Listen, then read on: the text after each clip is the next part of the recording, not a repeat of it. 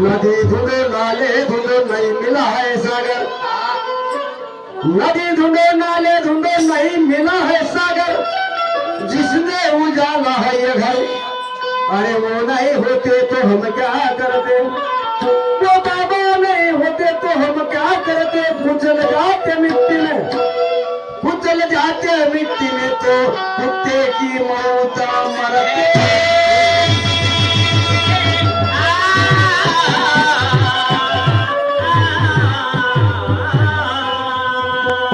मानव के जिंदगी में लाखों इल्जाम होते हैं, मानव के जिंदगी में लाखों इल्जाम होते हैं, और निगाहें साफ होती है फिर भी बदनाम होते हैं।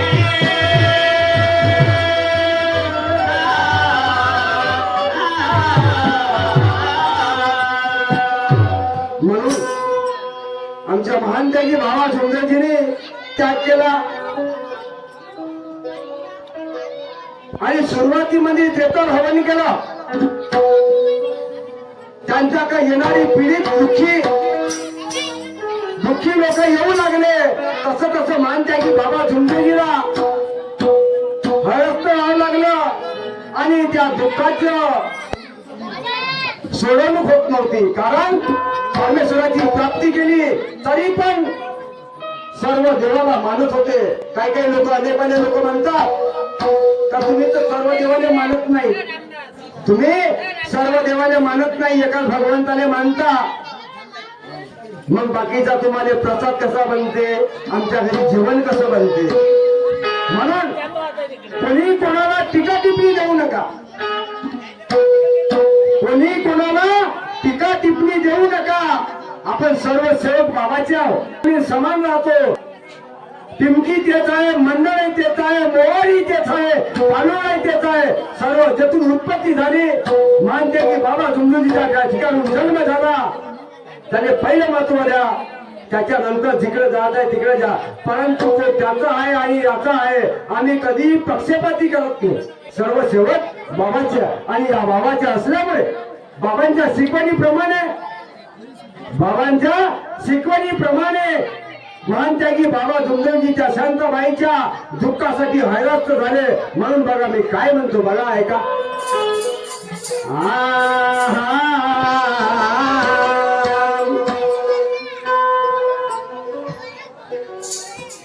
बाबा 5 भाऊ होते, बाबाच्या परिवारात दुःख आलं आणि त्या दुःखाचं निवारण लागलं, पण त्या शांताबाईचं दुःखाचं निवारण लागत नव्हतं. मानते की बाबा सुंदरजी 42 हवन करून सध्या 43व्या दिवशी हवन केलं आणि त्या 43व्या दिवशी त्या शांताबाईचं दुःख दूर झालं. म्हणून कसं झालं, का झालं, बाबांनी काय केलं, सविस्तर शांत बसा आणि बघा मी काय म्हणतो. बाबाने पूजले बाबाने भगवंताला,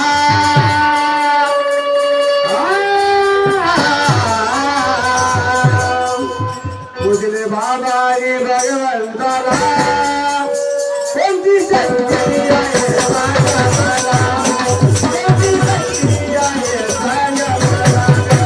पूजले बाबाने भगवंताला, पूजले बाबाने भगवंताला, कोणती शक्ती आहे सांगा मला, कोणती शक्ती आहे सांगा मला.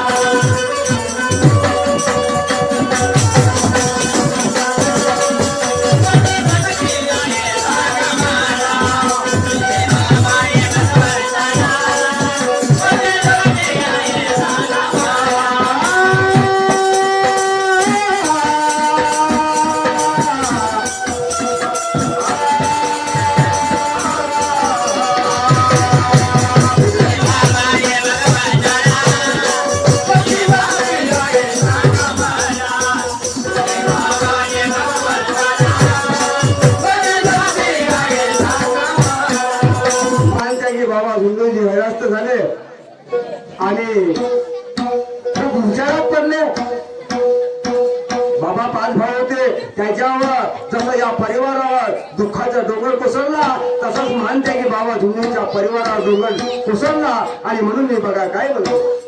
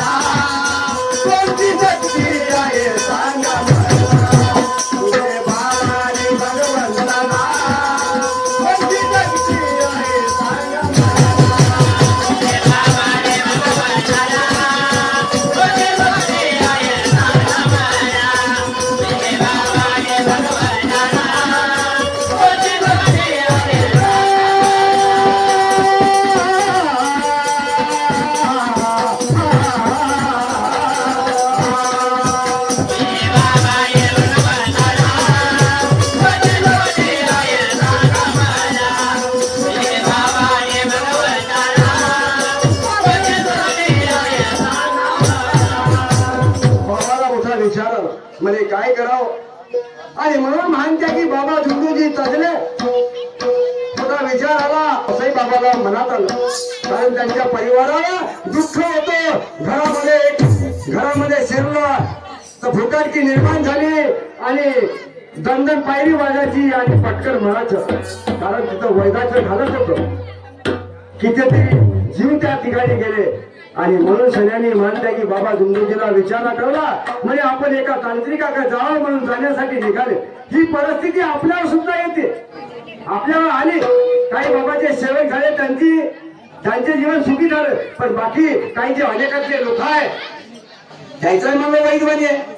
आणि त्या हिरापूर गावामध्ये मरी उठवली होती आणि कितीतरी ढोरं आणि माणसं, जसं कोरोनाच्या काळात कितीतरी झाली तसं त्या हिरापूर गावामध्ये झालं. पण आमच्या गावच्या तो भगत होता, गाव तर जिथेच ना दादाजी भगत, त्यांच्या अंगामध्ये 3 दैवत येत होते. बोराफरी येत होता, हनुमानजी येत होतं आणि शेषनाग येत होतं.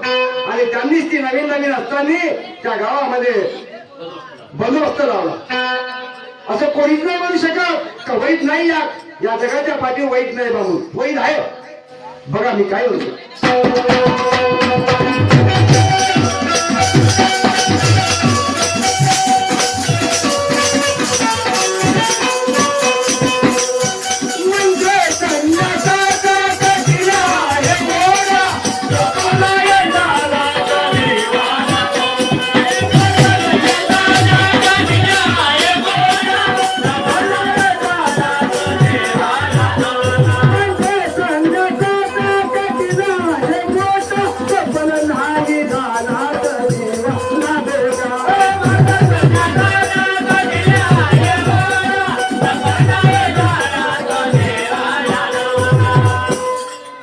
ज्यावेळेस त्या संन्यासाची भेट झाली, बाबा निघाले, अचानक भेट झाली. तो मौद्याचा संन्यासी, त्याचं नाव होतं प्रभाकरजी तांगळीकर. जो संन्यासी होता, मानते की बाबा धुंदूजीला जो विधी देत होता त्याचं नाव होतं प्रभाकरजी तांगळीकर, मौद्याचा राहणार. आणि त्याला त्या ठिकाणी मौद्यामध्ये सुद्धा शाप दिला होता. तर त्या हिरीला पाणी लागलं, तर त्या हिरीतल्या पाण्यानं सापाचं सुद्धा जर उतरत होतं. हा विधी माहीत आहे, कारण माझे वडील त्या संन्याशाबरोबर राहत होते. आणि तो संन्यासी आंधळ झाला, म्हणून माझे वडील तो पुस्तकातून विधीच्या संन्यासाला सांगत होते आणि तो विधी करत होता. हा विधी माझ्या वडिलांना माहित होता आणि तोच विधी मला माहित आहे, परंतु मेले केलेला मी हा विधी केला नाही. पण मला एवढं माहित आहे का हा जर विधी केला आणि जर विधी साधला तर स्वतःचे दुःख आणि पूर्ण जगभरातले दुःख दूर होऊ शकते. पण जर विधी साधला नाही तर स्वतः पागल होऊ शकते, मरू शकते, याची गॅरंटी नाही. लोक विचारायला मानते की बाबा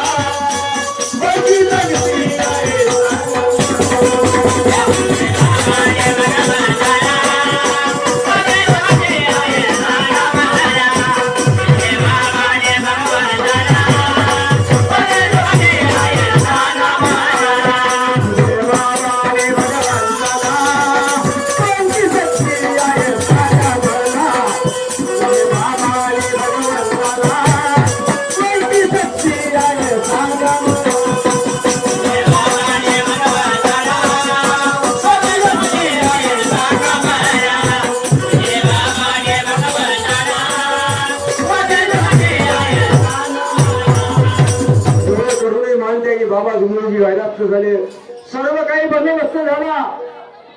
पण रंगाई जवानाची बाई एक शांताबाई नावाची मानत्यागी बाबा झुमरीजीकडे पर्यंत आली आणि स्वतःच्या गालाचं मांस खाऊन मांस खायची, स्वतःच्या गालाचं गाळाची, नखानं गाळाची आणि खायची.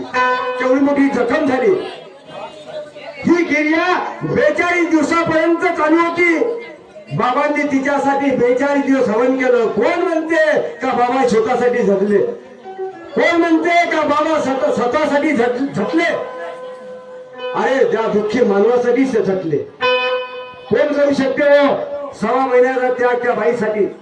अरे 42 दिवस बाबाने हवन कार्य केलं. त्या 42 दिवसामध्ये मानते की बाबा झुंगरजी हळदास्त झाले, ब्रह्मांड चाललं, परंतु त्या बाईचे दुःख दूर होत नव्हते. आणि म्हणून मानते की बाबा झुंगरजी 43व्या दिवशी तिसरं म्हणजे 43 हवन केलं आणि हवन करून सगळ्यांनी मानते की बाबा झुंगरजीने शब्द सोडला, हे भगवान संसार में ऐसी कौन सी शक्ति है, संसार में ऐसी कौन सी शक्ति है, भगवान किसे माने और शैतान किसे माने, उसका मुझे स्पष्टीकरण समझा दो. मैं एक ही भगवान को मानूंगा, मैं एक ही भगवान को मानूंगा. मैं ऐसा सत्य वचन देता हूं. आणि मानते की बाबा झुंगरजीने सत्य वचन दिलं 43व्या दिवशी. आणि त्या बाईला काय म्हणते, बाई बाई ये रक्षा लो और अपने जखम पे लगाओ. आणि फूक मारून बाबांनी फुका मारल्या त्या बाईच्या जखमेवर आणि कीर्तन दिलं. आणि त्या बाईला सांगितलं, बाई हप आलाय मग. बाप परमेश्वराची केवढी मोठी कृपा आहे.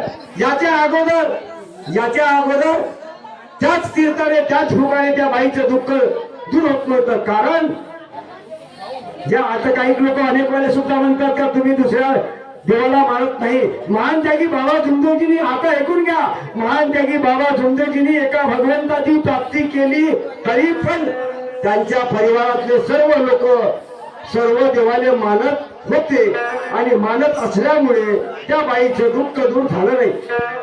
जेव्हा बाबांनी वचन दिलं त्या परमेश्वराला, असे मैं एक ही भगवान को मानूंगा, आणि सत्य वचन दिलं आणि त्या बाईचे दुःख दूर झाले. म्हणून मी काय म्हणतो,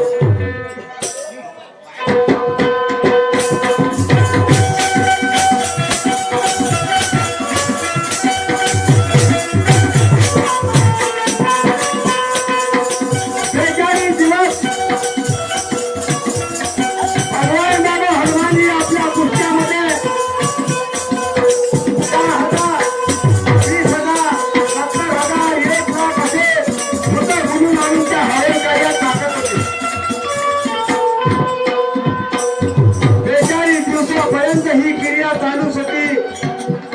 सर्व देव त्या महान त्यागी बाबा झुंजूजीला दर्शन देऊ लागले आणि आपापला परिचय देऊ लागले. मैं अमुक हूँ, मैं तमुक हूँ, मैं शंकर भगवान हूँ, मैं कृष्ण हूँ, मैं गौतम हूँ, मैं राम हूँ. सर्व काही परिचय देत होते. म्हणून नाही काय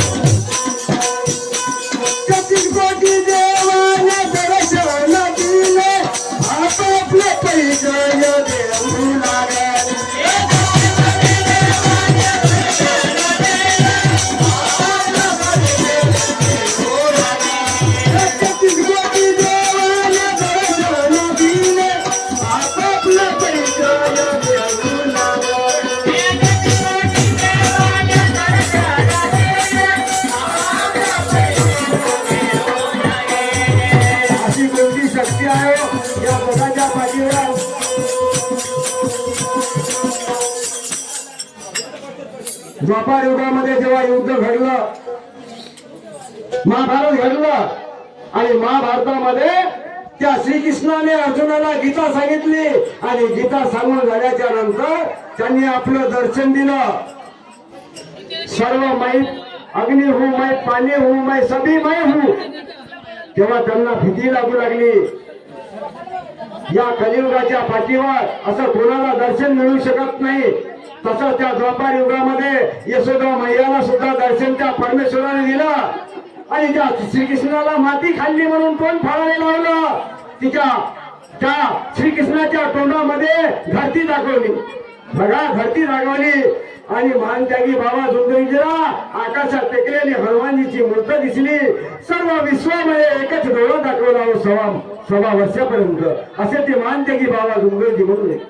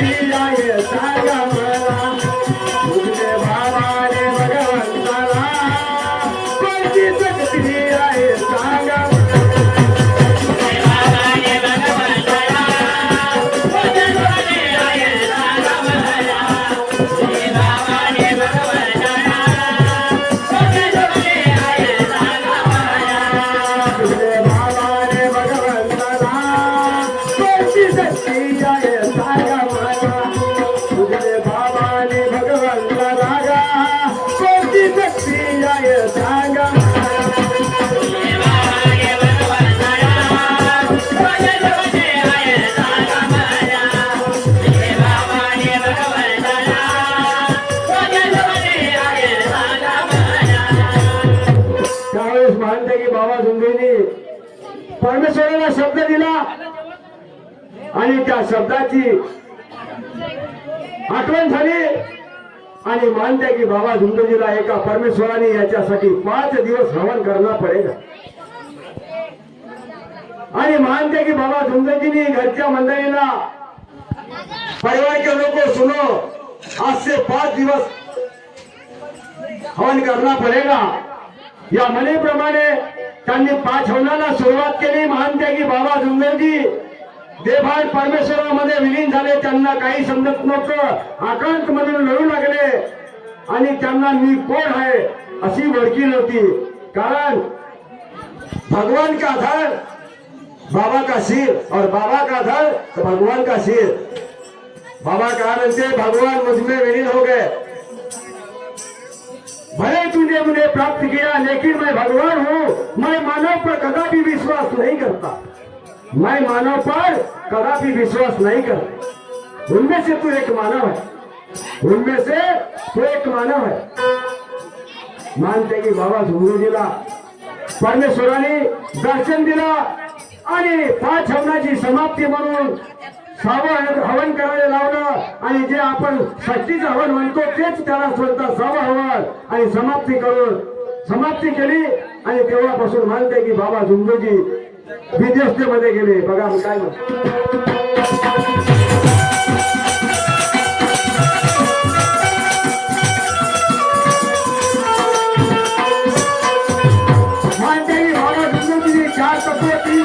सात प्रेम सर्व संतांना दिले.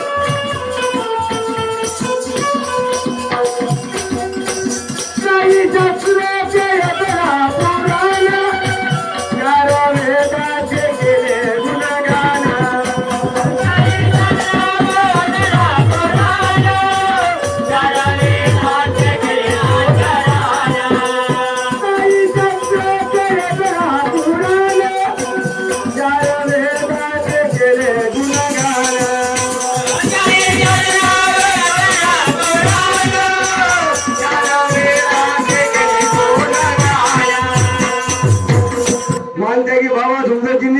सर्व पुराण वाचलं. हनुमान चालीसा वाचलं पण माणसाला समाधानी मिळाले नाही. आणि म्हणून सरांनी या मौद्याच्या व्यक्तीने तो मंत्र दिला आणि मंत्र देऊन बाबाच्या परिवार सुखी झाला.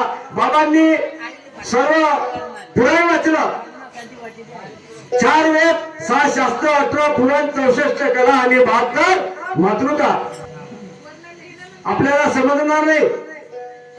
6 शास्त्र म्हणजे 6 दिवस गीता वाचली श्रीकृष्णाने सांगितली आणि अर्जुनाने ऐकली 6 दिवस. त्याला म्हणतात 6 शास्त्र. 18 पुराण म्हणजे महाभारत 18 दिवस चाललं. आणि जो कर्ण मेला तो 17व्या दिवशी मेला. आणि 18 दिवस महाभारत चाललं म्हणून 18 पुराण. कला ह्या आपल्या विश्वाच्या पाठीवर जगाच्या पाठीवर 64 कला आहे. कला हा 64 आहे. आणि जो आपण प्रत्येक नावाच्या समोर श्री लिहितो ना, प्रत्येक नावाच्या समोर श्री लिहितो. 72 मातृकापासून श्राद्ध झाला. 72 मातृकापासून श्राद्ध झाला.